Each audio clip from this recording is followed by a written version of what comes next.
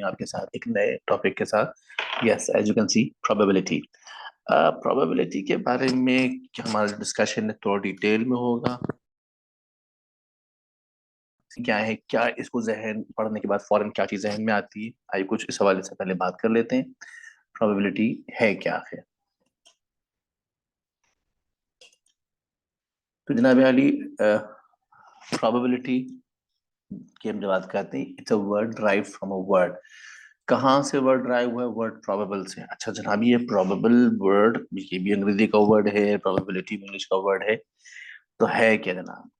जब हम प्रोबेबल का वर्ड सुनते हैं हमारे जहन में कुछ बातें आती हैं। पहले क्या हमारे जहन में आता है? हो may be, this is possible, may be not, हो सकता है पॉसिबल ना हो, एंड परहैप्स, हो सकता है। ये नहीं, तमाम वर्ड्स हमारे जहन में क्रिएट होते हैं जब हम ये वर्ड सुनते हैं प्रोबेबल। लेकिन इन तीनों वर्ड्स को अगर आप देखें तो आपके जहन में एक चीज फॉर श्योर क्रिएट होती है, और दैट्स कॉल्ड अनसर्टेनिटी। गैर यकीनी सूरत, यू डोंट नो कि क्या होगा, क्या नहीं हो सकता है, हो सकता है ना हो। ये सब गैर यकीनी सूरत आपके जहन में क्रिएट होगी। अच्छा जनाब, थोड़ा उसको डिफाइन कर लें, इसकी परफेक्ट डेफिनेशन क्या बनती है? It is a tool by which one can calculate the chance of happening something. Yes, इसकी मदद से हम ये कैलकुलेट करेंगे किसी चीज का होना या ना होना कैसे कैलकुलेट किया जाता है।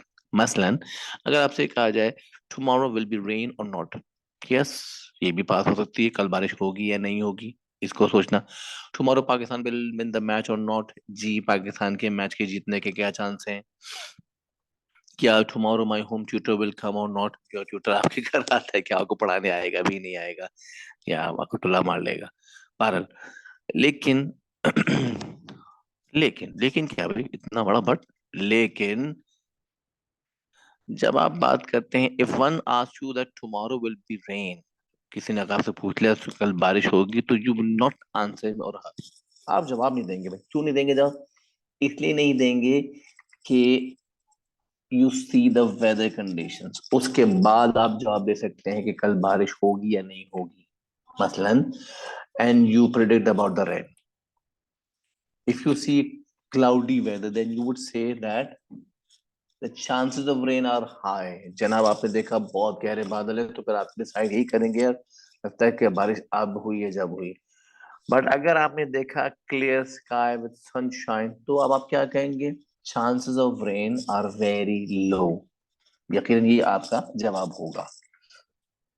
अच्छा, अब इन सारे डिस्कशन को हम देखें तो it leads to some conclusion. क्या कंक्लूजन, क्या है? आइए देखते हैं हमारा कंक्लूजन क्या है जो हमारे जहन में आ रहा है। To predict anything, to predict anything one must know each and everything about the event. Yes, अगर आप किसी चीज के बारे में प्रिडिक्ट करना चाहते हैं तो आपके पास उस इवेंट के बारे में कंप्लीट इंफॉर्मेशन होनी चाहिए जनाब। And collection of all information about that event is called sample space. जनाब जब आप उसके बारे में मुकम्मल तौर पे इंफॉर्मेशन कलेक्ट कर लेते हैं तो उसको हम एक टर्मिनोलॉजी सैंपल स्पेस से रिप्रेजेंट करते हैं, और इससे हम एक्सप्रेस करते हैं लेटर एस की मदद से। आइए जनाब कुछ एग्जांपल देखते हैं हम कि सैंपल स्पेस कैसे कलेक्ट किया जाता है।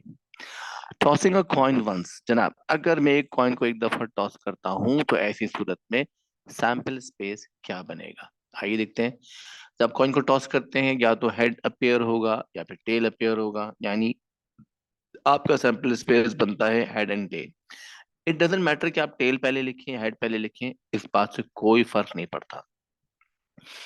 तो एक और चीज है, मैं टॉसिंग अ कॉइन ट्वाइस और टॉसिंग टू कॉइन्स वंस, दोनों का मतलब एक ही होगा। क्या मतलब? आइए देखते हैं।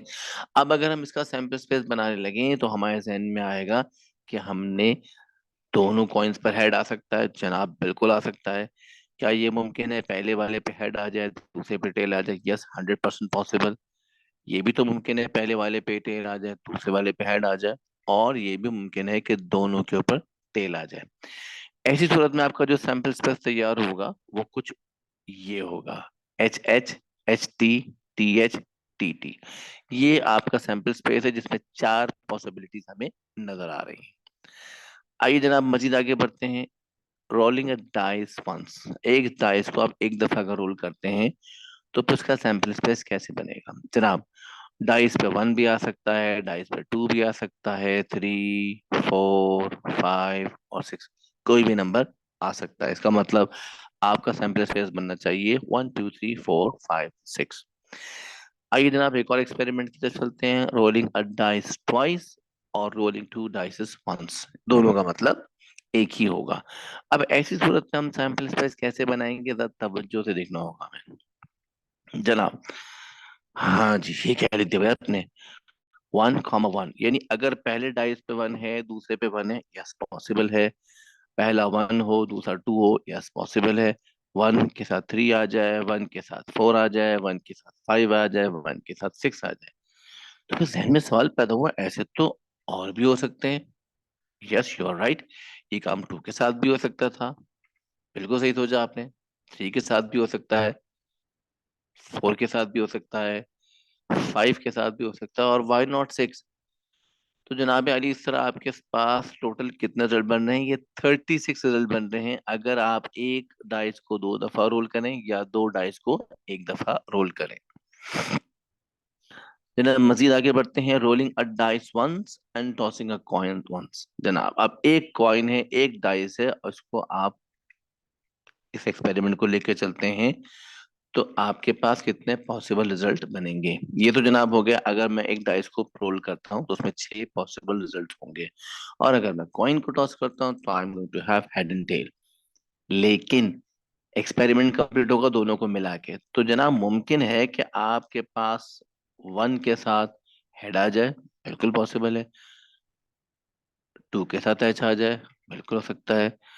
3 के साथ एच आ जाए, 4 के साथ एच, 5 के साथ एच, 6 के साथ भी एच आ सकता है। तो जनाब टेल के साथ भी तो ये हो सकता है, 1 tail, 2 tail, 3 tail, 4 tail, 5 tail and 6 tail, बिल्कुल हो सकता है जनाब, क्यों नहीं हो सकता?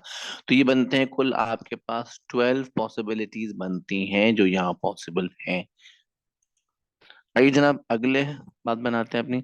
Selecting a card from a deck of 52 playing card. जी जनाब अली, प्लेइंग कार्ड्स अगर हमारे पास हों तो उसमें से क्या कैटेगरीज बनती हैं, क्या होता है, आइए देखते हैं। याद रहे जब हम बात करते हैं 52 प्लेइंग कार्ड्स, उसमें जोकर शामिल नहीं होता है, तो बी केयरफुल अबाउट दिस। अच्छा जनाब, अब यहाँ पर कुछ चार तरह की कैटेगरीज होती हैं, हर कैटेगरी का नाम है। सबसे पहले मैं बात कर रहा हूँ डायमंड की।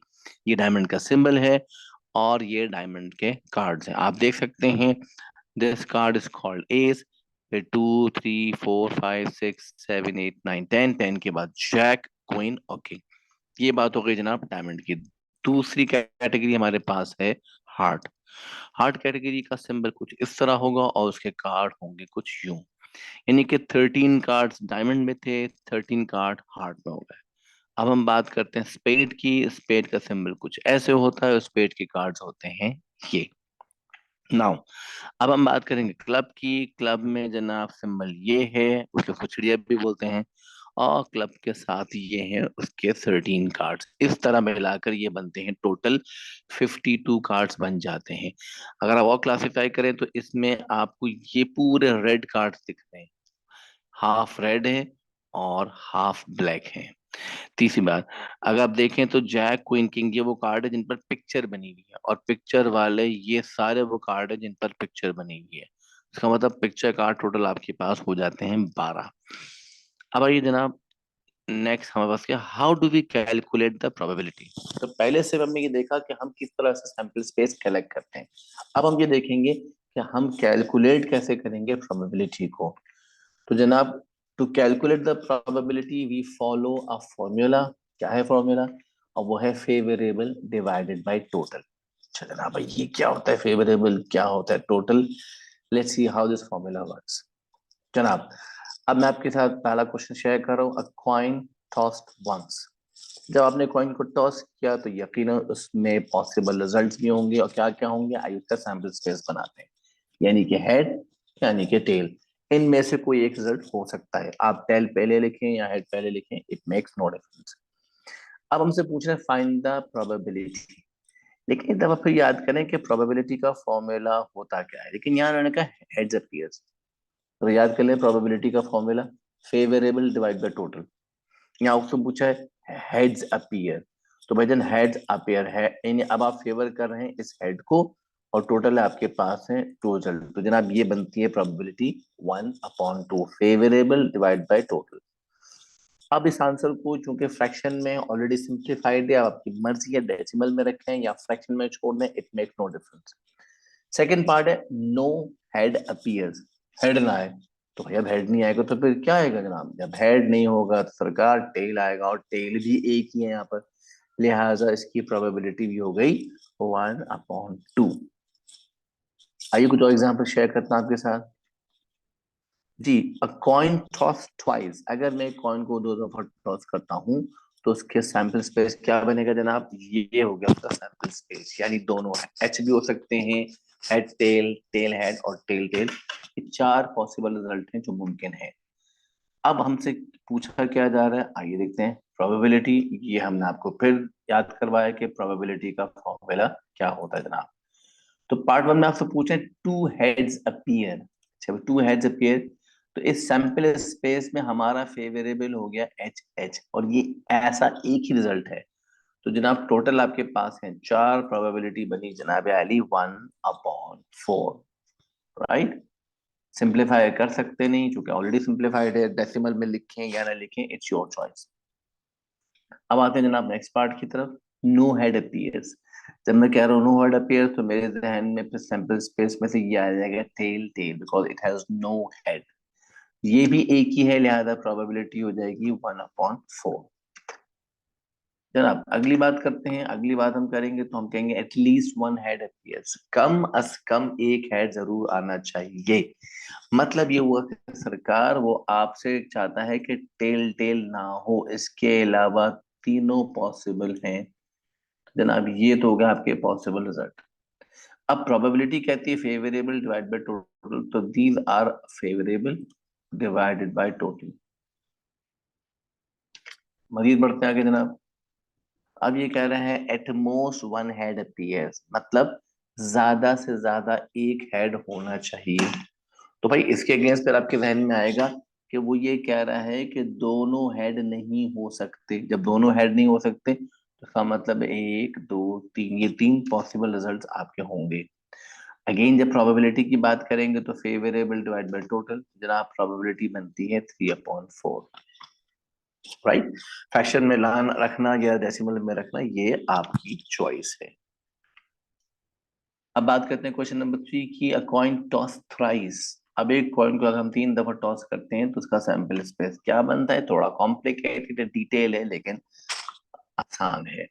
देख सकते हैं आप, तीनों हेड, यानी पहला टॉस किया हेड आया, दूसरा टॉस किया हेड आया, तीसरा टॉस किया हेड आ गया। जनाब ये तो हो गए 3 हेड। फिर है जनाब अली first head, second head and tail, यानी ये 2 हेड है और एक टेल है। तो भाई ये भी तो हो सकता है कि हेड हो फिर टेल हो फिर हेड हो। यस पॉसिबल है। टेल हो फिर हेड हो फिर हेड हो। Yes it's possible. इस तरह से हमने ये आपके सामने एक तैयार कर दिया sample space for if you have 3 coins. अच्छा जनाब, अब आपसे पूछ रहे हैं प्रोबेबिलिटी, और ये है जनाब प्रोबेबिलिटी का फॉर्मूला जो मैं हर दफा रिवाइज करवा रहा हूँ। पहली चीज उसने पूछी 3 हेड्स अपीयर। अब जनाब आली आपके पास टोटल रिजल्ट है 8। इन 8 में से कितने ऐसे हैं जिनमें 3 हेड नजर आ रही है? तो it is only one, this is one possible. इसमें आपको नजर आ रहे हैं 3 हेड्स, तो प्रोबेबिलिटी बन गई जनाब 1/8।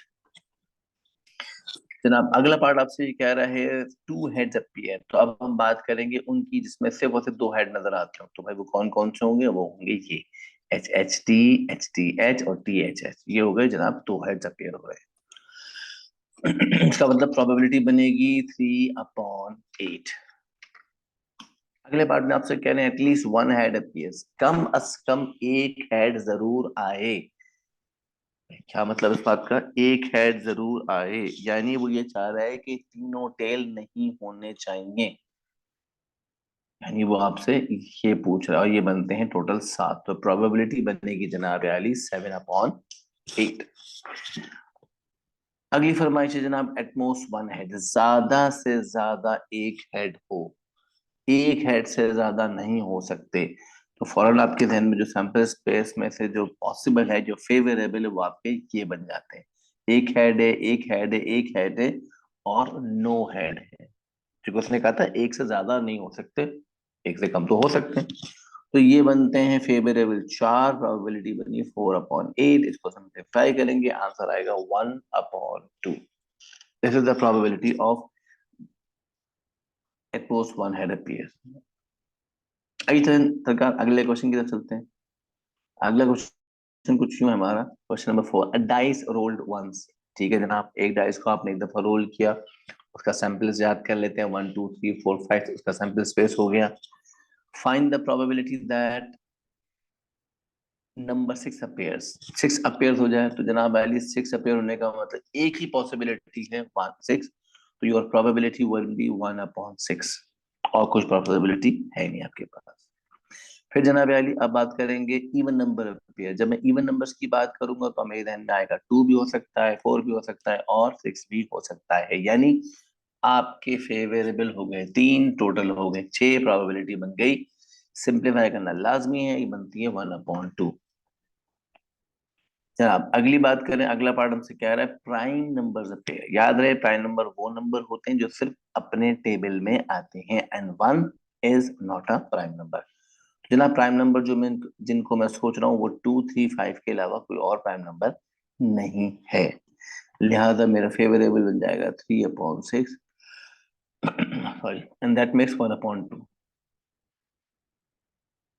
अगली बात करें मल्टीपल ऑफ 3, यानी वो नंबर जो 3 के टेबल में आते हो, तो वो दो ही हैं, 3 और 6। मीन्स आपके फेवरेबल हो गए 2, और आपके टोटल हो गए 6।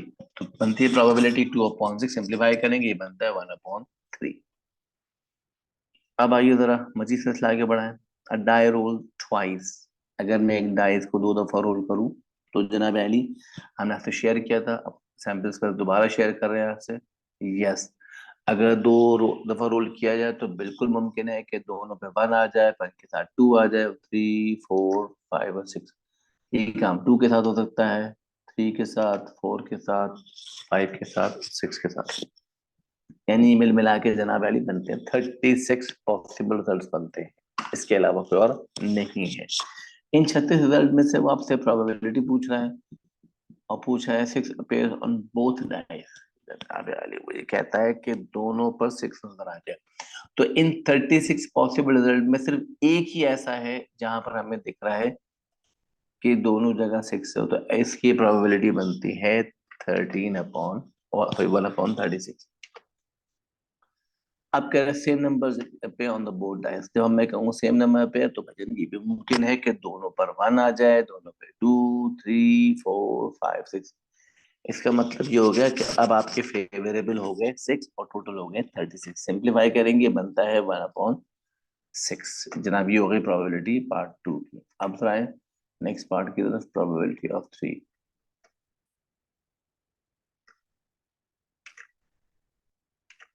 जी जनाब, अब वो कह रहे हैं odd number appears on both dice. जनाब ऑड नंबर का मतलब है 1 1 1 3 1 5 3 1 3 3 3 5। आपने नोट किया सारे ऑड नंबर्स हैं, चाहे फर्स्ट पोजीशन हो चाहे सेकंड पोजीशन हो, दोनों जगह पर ऑड नंबर आ रहे हैं। और ऐसे 9 पॉसिबल रिजल्ट हैं, लिहाजा प्रोबेबिलिटी हो गई 9/36, यानी कि 1/4। ये हमारे पास आ गई फाइनल प्रोबेबिलिटी। अब हमसे कह रहे 2 अपीयर्स ओनली वन डाइस। 2 नजर आना चाहिए लेकिन एक डाइस पे, दोनों पे नहीं। तो फिर हमारे जहन में क्या क्या आ रहा है?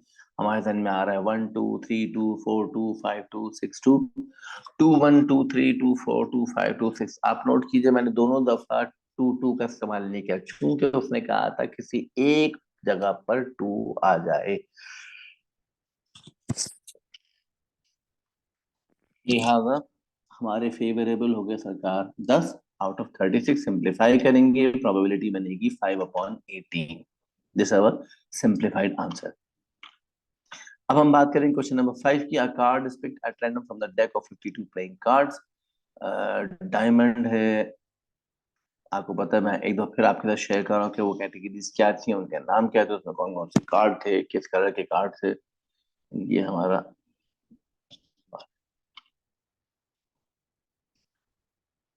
ये क्लब भी आ चुका है।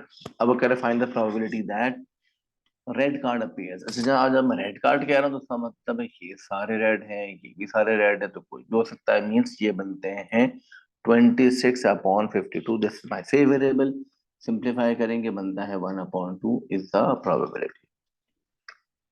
अब आइए सरकार पार्ट टू की तरफ। The spade card appears. अब स्पेड कहाँ है जनाब? ये है स्पेड, और इसमें से कोई सा भी एक कार्ड आ सकता है।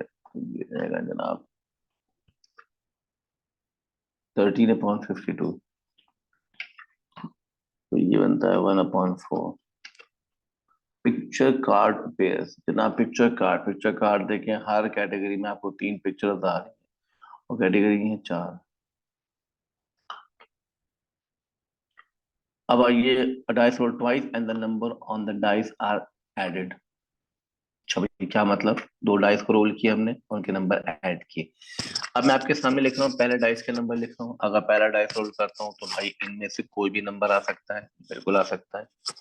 और अगर दूसरा डाइस रोल करता हूँ तो उसमें इनमें से कोई भी नंबर आ सकता है, क्योंकि डाइस में होते ही 6 नंबर है, तो इनमें से कोई सा भी नंबर डाइस पे आ सकता है। ठीक है, उसने कहा इन नंबर को हमें करना है ऐड। क्या मतलब जनाब? वन, 1 को ऐड करें, 1 के साथ 2 ऐड करें, 1 के साथ 3, और इस तरह नंबर ऐड करते जाएं। आपके पास ये टेबल पॉसिबिलिटी डायग्राम कंप्लीट हो रही है। 2 + 1 3, 2 + 2 4, this is 5, this is 6, this is 7, this is 8। जनाब वाली 3 के साथ 1 हो गया, 3 के साथ 2 हो गया, 3 के साथ 3 आ गया, 3 के साथ 4 है, 3 के साथ 5 है, 3 के साथ 6 है जनाब। यूं हम सबको ऐड करते जा रहे हैं, हमारे पास नंबर आते जाएंगे, और यूं हम अपना पॉसिबिलिटी डायग्राम कंप्लीट करते चले जाएंगे। राइट। अब जरा बात करते हैं कि, अब आइए जरा देख ले। ठीक है ना, find the probability that the sum of the two numbers. अच्छा, अब जो हमने नंबर्स के सम निकाले थे, अब हम उसमें से प्रोबेबिलिटी ढूंढ रहे हैं। वो सम क्या था वो टेबल में एक दफा फिर आपके सामने लिख रहा हूँ। अगर आप गौर करें तो हमने जो सम कैलकुलेट किए हैं वो बनते हैं मिला के 36 पॉसिबिलिटी, 36 पॉसिबिलिटी जो मैंने आपके सामने साथ लिखी हुई है। अब इसमें से प्रोबेबिलिटी बतानी है कि इवन नंबर की प्रोबेबिलिटी क्या होगी, इन यानी इन 36 पॉसिबल रिजल्ट में से कितने इवन है। तो जनाब हमें दिख रहा है 18 इवन है आउट ऑफ 36, तो प्रोबेबिलिटी बन जाएगी इसकी 1/2। लेकिन लेकिन अगर ये प्राइम नंबर हो, भाई प्राइम नंबर हो, याद रखें कोई नंबर रिपीट हो रहा है तो आपको उतनी दफा इसे काउंट करना होगा। प्राइम नंबर वो होते हैं जो अपने ही टेबल में आते हैं। तो जैसे कि 2 है, 3 है, 5 है, 7 है, अगर हम सबको काउंट करें तो ये मिला के बनते हैं 15 पॉसिबल रिजल्ट है। सिंप्लीफाई करें तो ये बनता है 5/12। अब मुझे कहा जा रहा है एटलीस्ट 10। अच्छा, एटलीस्ट 10 का मतलब ये हुआ कि वो सम जो 10 भी हो और 10 से ज्यादा भी हो। तो आप देखें डायग्राम में 10 वाले ये हैं, 11 वाले और 12 वाले, तो ये मिला के बनते हैं 6। प्रोबेबिलिटी बनेगी इनकी 1/6। राइट। अब कह रहा है एटमोस्ट 5, यानी एटमोस्ट 5 का मतलब 5 भी हो सकते हैं और 5 के बराबर भी हो सकते हैं, 5 से कम भी हो सकते हैं, 5 से ज्यादा नहीं हो सकते। जनाब ये बनते हैं 10, और इन 10 की प्रोबेबिलिटी बनती है 5/18। ये हमने देखा। अब आइए जनाब, अगला पार्ट क्या कह रहा है? मल्टीपल ऑफ 5, जो 5 के टेबल में आते हो। 5 के टेबल में एक 5 आएगा, 5 के टेबल में एक 10 आएगा।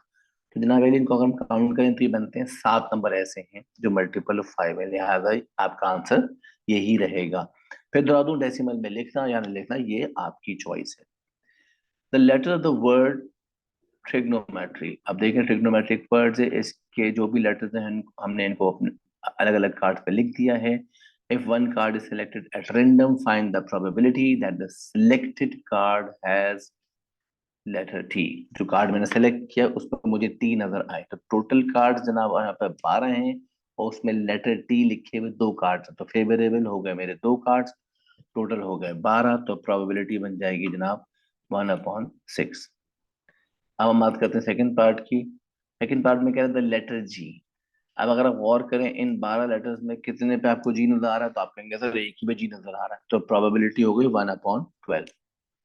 फिर जनाब आपसे कह रहे हैं कॉन्सोनेंट। कॉन्सोनेंट कहते हैं वो लेटर जो अदर देन वॉवल हो, और वॉवल होते हैं A E I O U। उनके अलावा अगर मैं देखूं तो मुझे दिखते हैं जनाब 8 लेटर ऐसे हैं जो वॉवल के अलावा हैं, लिहाजा प्रोबेबिलिटी हो गई 8/12, दैट इज 2/3। अभी सिलसिला आगे बढ़ाते हैं। जाना पॉइंट्स टू बी रिमेम्बर, क्या याद रखना है, ध्यान से सुनिएगा। If you find the word or either, तो जनाब what you going to do, add the probabilities. और अगर आपको वर्ड सुनने को मिल जाए एंड या बोथ, तो ऐसी सूरत में आप करेंगे प्रोबेबिलिटीज को मल्टीप्लाई करेंगे। ये बातें जो ध्यान में रखनी, ये आपकी आगे चल करके बहुत हेल्प करेगी। In a group of 8 students, there are 5 boys, 3 girls, 2 students are chosen at random. Draw the tree diagram, show the possible outcomes and their probabilities. आइए जनाब, हमसे कहना है ट्री डायग्राम को कंप्लीट कीजिए। ये है हमारा ट्री डायग्राम। भाई क्या मतलब हुआ कि जब आपने पहले बच्चे को सेलेक्ट किया तो हो सकता है कि वो एक लड़का हो, बिल्कुल मुमकिन है, और ये भी मुमकिन है कि वो एक लड़की हो, बिल्कुल पॉसिबल है। तो अब जरा ट्री डायग्राम को फिल करना शुरू करें। जब आपने पहली सिलेक्शन की उस वक्त क्लास में टोटल थे 8 बच्चे। उन 8 में से 5 बॉयज थे और 3 गर्ल्स थी। लिहाजा बॉयज की प्रोबेबिलिटी हो जाएगी 5/8 और गर्ल्स की प्रोबेबिलिटी हो जाएगी 3/8। नाउ अब चूंकि पहला स्टूडेंट जो सेलेक्ट हुआ है वो बॉय सेलेक्ट अगर हमने कर लिया है, तो अगला स्टूडेंट बॉय हो, तो चूंकि बॉय पहले 5 थे, एक बॉय कम हो गया, अब रह गए 4 और टोटल रह गया 7, तो प्रोबेबिलिटी हो जाएगी 4/7। बट अगर आपने चूंकि पहले सेलेक्ट किया है बॉय को और अगला स्टूडेंट जो सेलेक्ट हो रहा है वो एक गर्ल है, तो आपको पता है कि बॉय कम हुआ है, गर्ल कम नहीं हुई, गर्ल अभी भी 3 ही है, लेकिन टोटल आपके पास हो गया 7, तो प्रोबेबिलिटी हो जाएगी जनाब 3/7। लेकिन अगर पहली बारी में पहले टर्न में आपने लड़की को सेलेक्ट करा, तो इसका मतलब है लड़की 3 के बजाय अब 2 रह गई है और बॉयज अभी भी 5 ही हैं, तो मिला के बनते हैं 7। तो इन 7 में से बॉयज कितने होंगे जनाब, 5/7, और सर यारी उसमें बाकी गर्ल्स कितनी होंगी, वो 2 होंगी, या तो ये बन जाएगा 2/7। जनाब पहला काम तो हमने मुकम्मल कर लिया, ट्री डायग्राम कंप्लीट कर ली विद देयर प्रोबेबिलिटीज। अब आइए क्वेश्चन के दूसरे से में, expressing each answer as a fraction in its lowest term, find the probability that. अच्छा, अब चूंकि उस ट्री डायग्राम को हमें इस्तेमाल करना है, इसलिए मैं ट्री डायग्राम आपके सामने दोबारा बना दी है। कैसे इस्तेमाल करेंगे आइए देखते हैं। यहाँ लिखा है 2 बॉयज आर चोजन। अब 2 बाय चोजन का मतलब ये हुआ, अगर मैं स्टेटमेंट को जरा डिटेल में कहूँ तो यूं मैं कहूंगा the first student is a boy and second student is also a boy और बोथ स्टूडेंट आर बॉयज। इसका मतलब है यहाँ पहले हिस्से में हमें दिख रहा है बॉय की प्रोबेबिलिटी 5/8 दिख रही है और दूसरे में दिख रही है बॉय की प्रोबेबिलिटी 4/7। लेकिन चूंकि ये मल्टीप्लाई हो रहे हैं, लिहाजा चूंकि एंड है यहाँ पर, बोथ का इस्तेमाल हो रहा है, लिहाजा मैं यहाँ पर मल्टीप्लाई कर रहा हूँ। इनको सिंप्लीफाई कर लेते हैं जनाब, तो ये होगा 20/56। तो जनाब सिंप्लीफाई होकर बनता है 5/14। लेकिन अगर आपसे पूछा जाए एटलीस्ट वन बॉयज चोदन, हाँ जनाब ये बड़ी तवज्जो तलब बात है, वो कह रहा है कम अज कम एक लड़का हो, यानी वो ये कह रहा है कि दोनों लड़कियां नॉट अलाउड। तो फिर इस केस को अगर मैं हटा दूं तो मेरे ध्यान में बचते हैं 3 केस। पहला बनता है कि बॉय के साथ गर्ल हो, सॉरी बॉय के साथ बॉय हो, बॉय के साथ गर्ल हो और फिर गर्ल के साथ बॉय हो। इन 3 के अलावा कोई और केस नहीं हो सकता, लिहाजा मैं इन तीनों केसेस को अलग अलग देख रहा हूँ। देखिएगा तवज्जो से, बॉय के साथ बॉय हो ये एक पॉसिबिलिटी हो गई। फिर जनाब अली,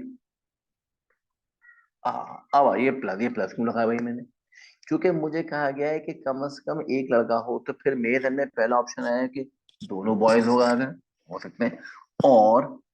और क्या हो सकता है अगर दोनों बॉयज हो रहे हैं, और क्या हो सकता है, और जनाब ये हो सकता है कि ये भी तो हो सकता है कि पहला बॉय हो और दूसरी गर्ल हो, बिल्कुल पॉसिबल है, क्यों नहीं है। और ये भी तो पॉसिबल है, look at the plus science, और ये भी पॉसिबल है कि बॉय इस गर्ल के साथ यहाँ बॉय आ जाए, बिल्कुल पॉसिबल है।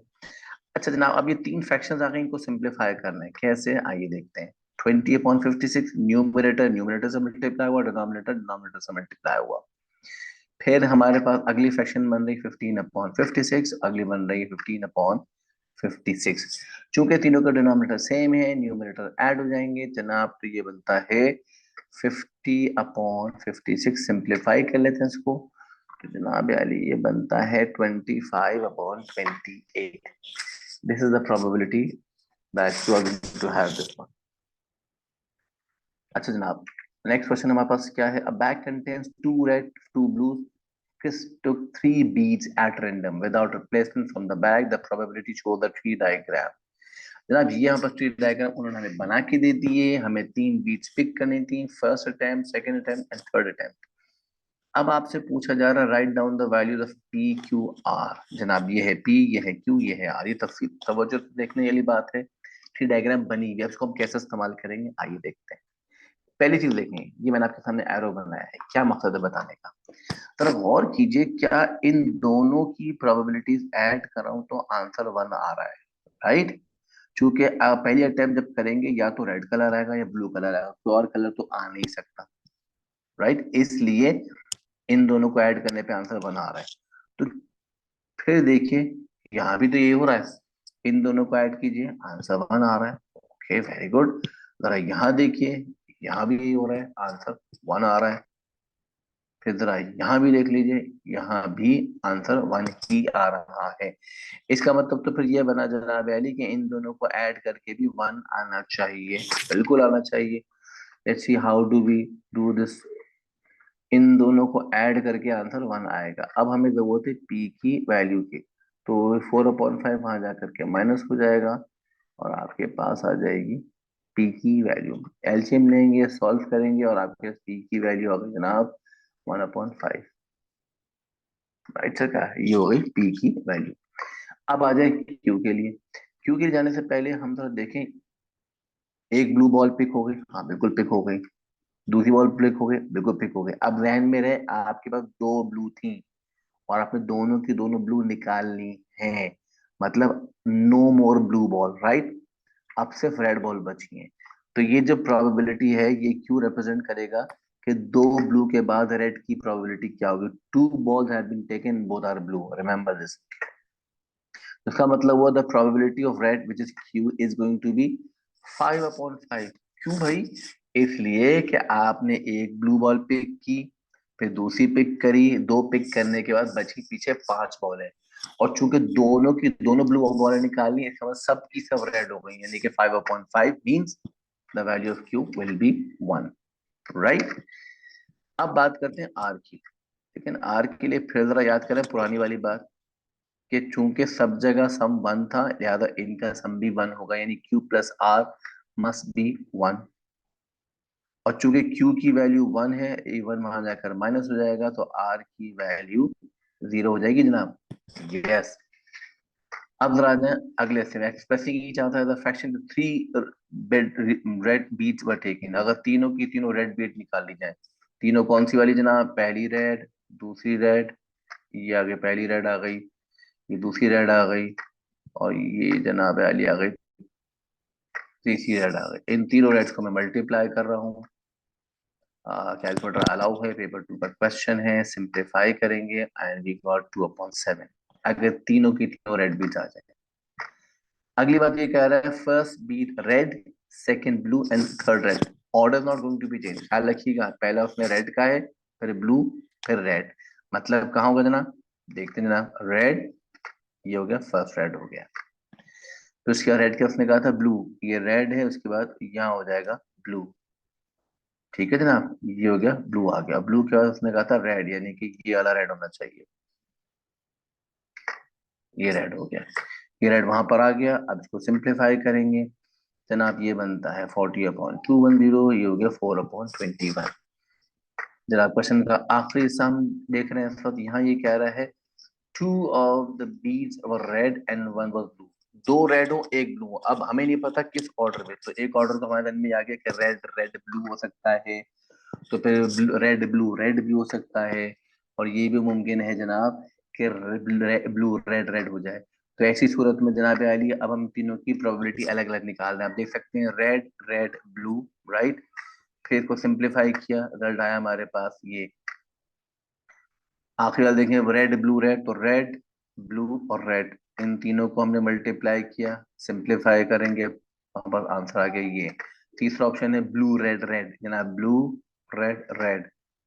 तो ये हमारे पास बना, सिंप्लीफाई किया एंड ये आ गया। अब चूंकि और लिखा है लिहाजा तीनों को मैं ऐड करूंगा, डिनोमिनेटर सेम है, न्यूमरेटर ऐड हो जाएंगे, सिंप्लीफाई करेंगे एंड यू गॉट 4/7, राइट। यूं हमने अपना ये क्वेश्चन कंप्लीट कर लिया है।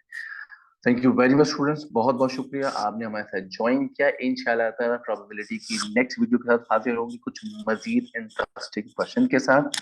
टिल देन इजाजत दीजिए, टेक केयर, अल्लाह हाफिज।